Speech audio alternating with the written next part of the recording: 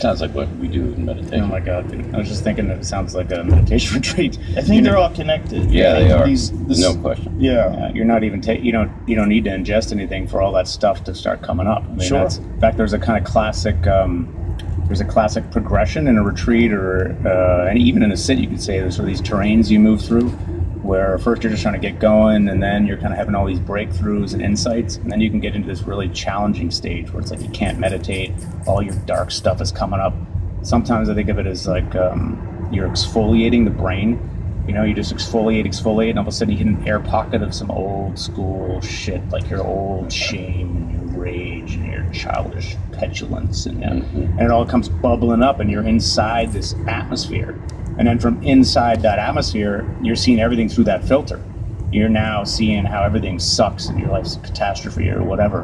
And just like you were saying about the body and about the psychedelics and about the tank, you got to learn to be okay with your own uncomfortableness. Yeah. You got to learn to be okay to sit inside this discomfort and actually to welcome it. To say, well, this is just part of what's going on with me right now.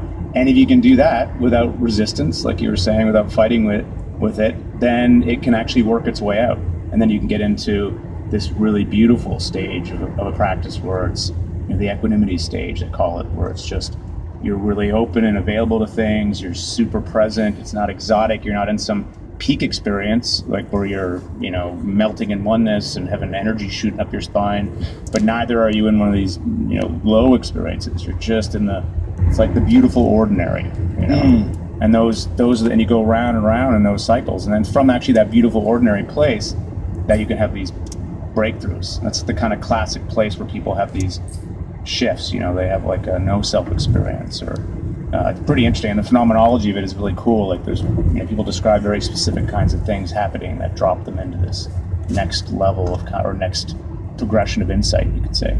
I don't want to overstate my meditative capacities, but I would say probably like a JV version of what you're describing. Last month, just a few weeks ago, I was on a 10-day silent meditation retreat, and I could see, as you described this progression, I could see in hindsight that was what I went through. So as your mind starts to settle and you get more concentrated, there are fireworks. You get a lot of sensations in your body that feel really good. You're seeing things behind your eyes. Just the mind releases a lot of dopamine and serotonin in response to the reduced chatter that can happen when you're more focused on what's happening right now, as opposed to being caught up in our egoic chatter. And at one point, though, I hit a stage that's sometimes referred to as life review, where I just, all the things I'm most ashamed of just started coming up. Yeah. I couldn't avoid them. I couldn't sleep, and it was all just right there. I was just thinking about them, and then I started questioning the whole practice, and what am I doing here? Is this a waste of time? And I had a conversation with my teacher, who was a brilliant individual. I mean, you could argue, some have argued, and I would agree, one of the greatest living meditation teachers. His name is Joseph Goldstein, and he's not doesn't walk around in robes or anything like that. He's a Jewish guy from the Catskills, and he's in his 70s. And I was staying in a cabin, and he would pop in and see me in his cabin every once in a while because it was right near his house. And one day I was kind of complaining a lot about the futility of my practice, and he said, surrender. He said, you gotta surrender. You gotta just stop getting in your head about, are you doing it right and all that stuff. Just let the practice do its thing. As Jeff sometimes talks about it, it's like, let time and nature do its work. Just trust that the practice we've been doing this for millennia. There's a reason for that. Just do the practice. Stop worrying about it. And the next sit I had was this kind of equanimity thing that you're talking about, where I could see, it was 2 hours long. I could see everything coming up, all of my urges, desires, thoughts, physical sensations, things I was hearing, things I was seeing, because I was very focused at this point. It's all just coming at me, and I'm not reaching for it, and I'm not pushing it away, the unpleasant stuff. I'm not trying to push it away. I'm not trying to grasp onto the pleasant, and it's just And it's like this incredible video game, right? Where you can't. I sometimes describe meditation as like a video game where you can't move forward if you want to move forward. It's the anti-video game. And once you stop wanting, once you just surrender into this thing where you're just non-judgmentally observing whatever comes up in your mind, whether it's fear, whether it's planning lunch, whatever it is, you can start to move forward. And then the ego comes in and tells you, you are the best meditator ever, dude. And then you fall for that for a minute, but then you stop falling for that.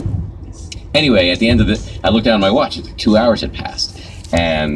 But then I was fully in this zone of like, oh, this is the end of my next book. I'm enlightened. This is the best thing ever. And I then a couple of hours later started to realize that I had been telling myself a story about how amazing I was and how they should put a plaque up in that room. This is where the best meditation sit ever happened. And the next meditation I went to, the next time I tried to meditate, it was as if I had never meditated before. And I just I didn't know what I was doing anymore, and it all collapsed. Wow. There's so much there. There's an experience that you have in the tank where you try to let go, and you let go and relax, and then you realize, no, there's one layer of relaxation. Totally. But they're stacked on top of each other. There's infinite layers. And as you get deeper and deeper into these layers of relaxation, you hit another layer and you go, okay, now this is relaxing. And then no, there's way more than this. There's way more to this. And the more you think about the fact that, oh, now I'm on a new level of relaxation, well, now you're not. Now you're probably 2 or 3 levels above where you were before you addressed it. That's by virtue. Real.